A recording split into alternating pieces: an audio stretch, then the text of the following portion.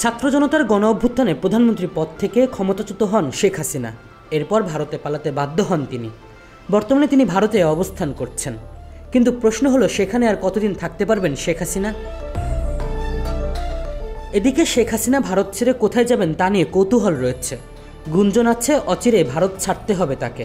একটি জাতীয় দৈনিকের খবরে জানা যায়, মার্কিন যুক্তরাষ্ট্র ভারতের কাছে জানতে চেয়েছে শেখ হাসিনা কিভাবে কোন ব্যবস্থায় দিল্লিতে অবস্থান করছেন। জবাবে ভারত নাকি বলেছে খুব স্বল্প সময়ের মধ্যে মধ্যপ্রাচ্যের কোনো একটি দেশে পাড়ি দিবেন তিনি। এই খবর ঢাকার সরকারি মহলকেও জানানো হয়েছে। এর আগে কূটনৈতিক পাসপোর্ট বাতিল করে দিয়েছে অন্তর্বর্তীকালীন সরকার।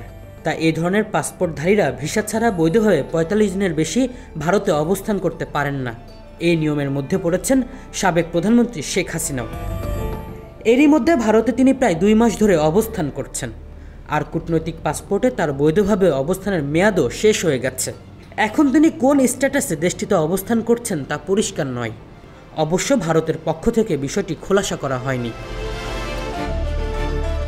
এর আগে শেখ হাসিনা সৌদি আরব, সংযুক্ত আরব আমিরাত ও ফিনল্যান্ডে আশ্রয় প্রার্থনা করেছেন বলে জানা যায়। তবে কোনো দেশে আশ্রয় না পেয়ে তিনি ভারতে অবস্থান করেন। বর্তমানে ধারণা করা হচ্ছে মধ্যপ্রাচ্যের কোনো একটি দেশে তিনি যেতে পারেন। গত ৫ আগস্ট ছোট বোন শেখ রেহানাকে নিয়ে ভারতে পালিয়ে যান শেখ হাসিনা।